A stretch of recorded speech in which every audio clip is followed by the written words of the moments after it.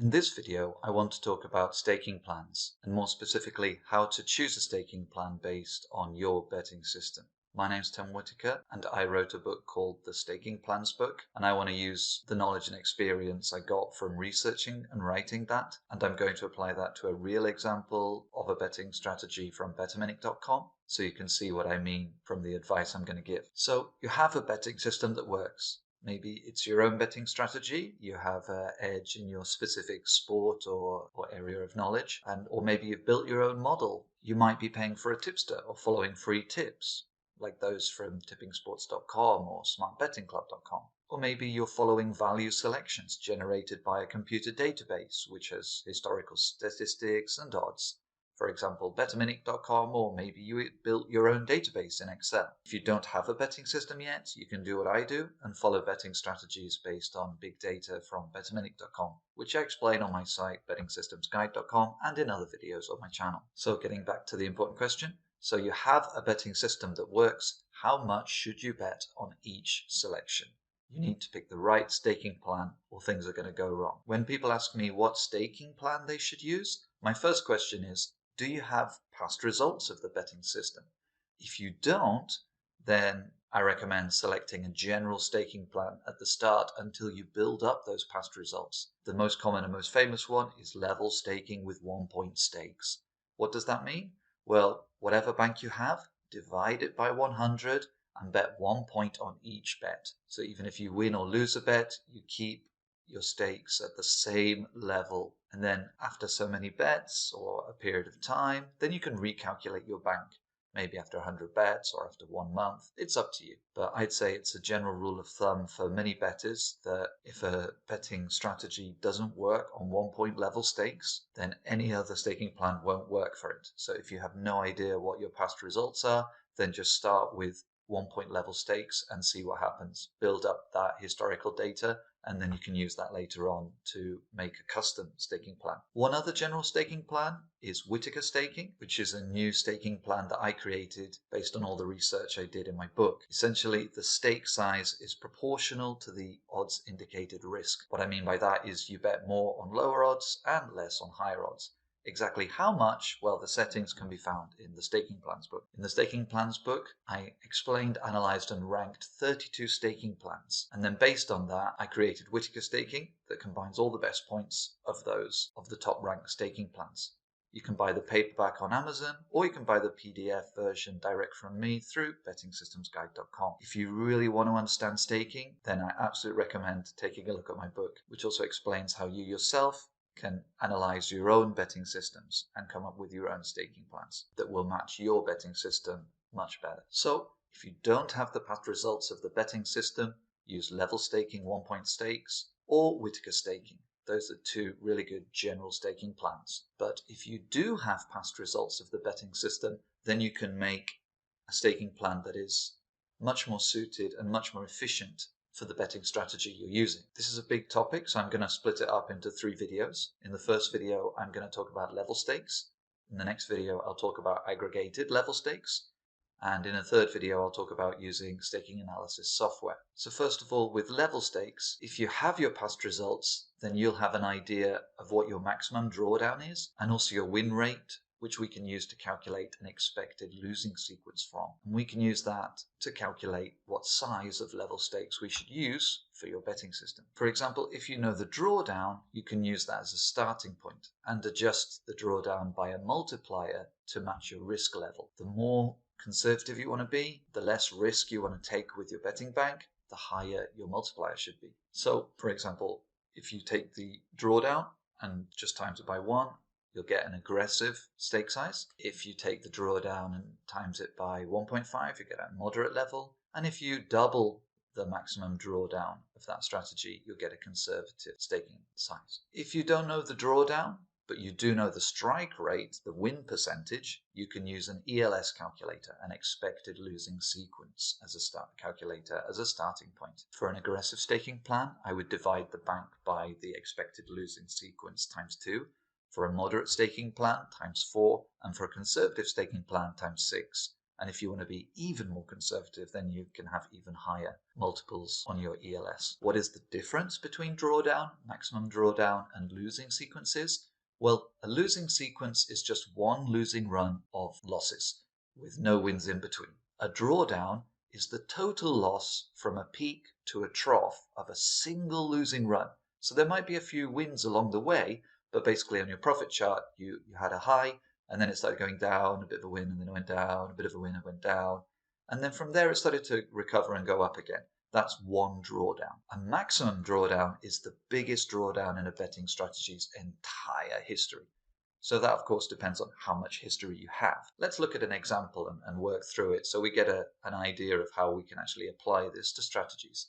I'm going to use a strategy that's taken from betterminute.com, which has a free online tool called the Betterman Builder, where you can access strategies that are based on football statistics and data and bookmaker odds from 2012. So at the moment, that's about just over 11 years worth of data, and that gives me lots of data that I can use so I can be quite confident about the staking plans I apply to them. One of their most successful strategies at the moment is this one, the all leagues over 2.5 against the trend strategy, which bets on the over 2.5 goals bet. So with this strategy, I have 4,715 bets that I can use. So with this strategy, I can see that the maximum drawdown it had in 11 years of data was minus 26.97 points loss. That's based on 1 point level stakes. It also tells me it has a win rate of 53%. So I can calculate both styles if I want. So the maximum drawdown figure I can get directly from my strategy on Betterminute, minus 26.97.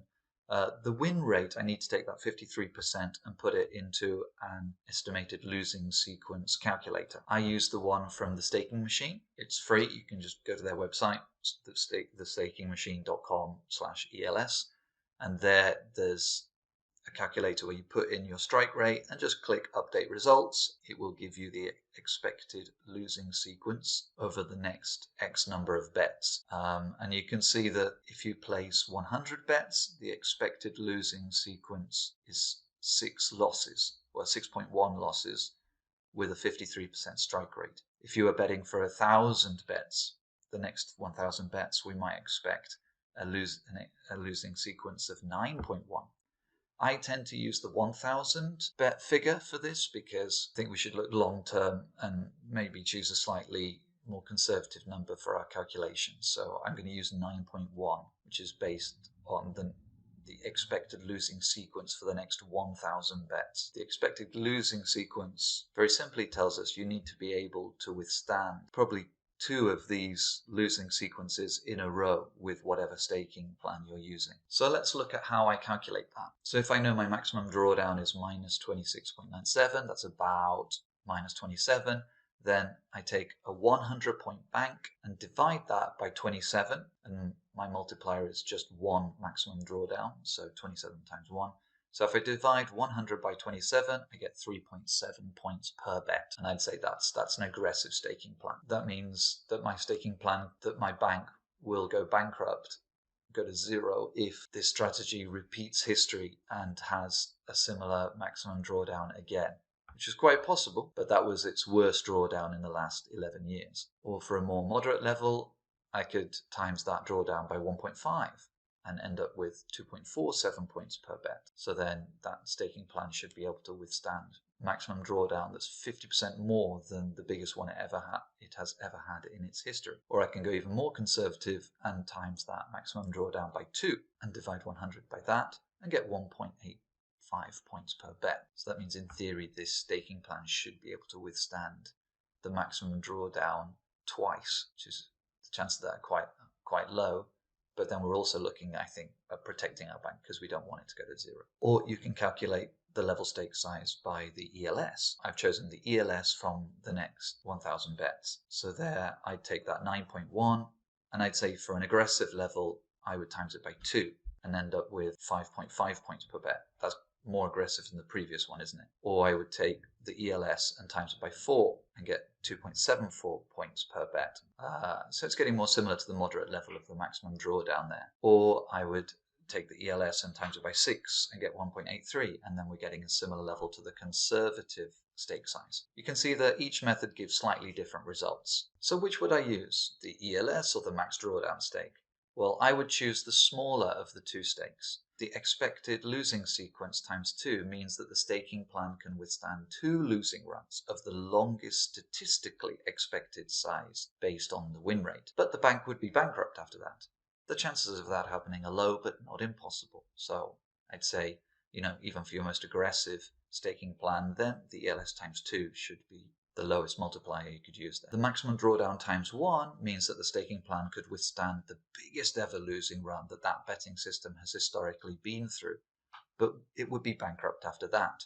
The chances of that happening are low, but not impossible, because it happened. So if the ELS times 2 is higher than the maximum drawdown, then that indicates that the strategy has had a statistically lucky run, because its maximum drawdown is lower than 2 losing sequences in a row. So I would then pick the ELS times 2 stake size to be safer, to be more realistic. If the maximum drawdown is higher than the ELS times 2, then it indicates the strategy has had a statistically unlucky run.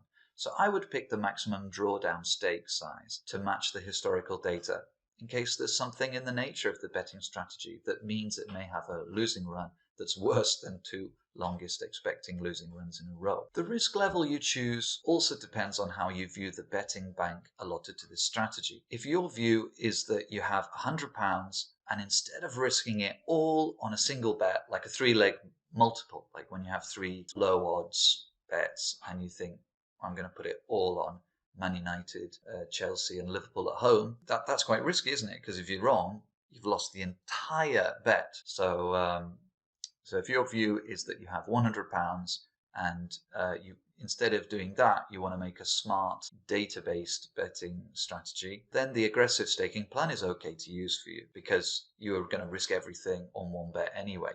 So, it's okay to use aggressive stakes for that, because you want to push your bank as hard as it can go.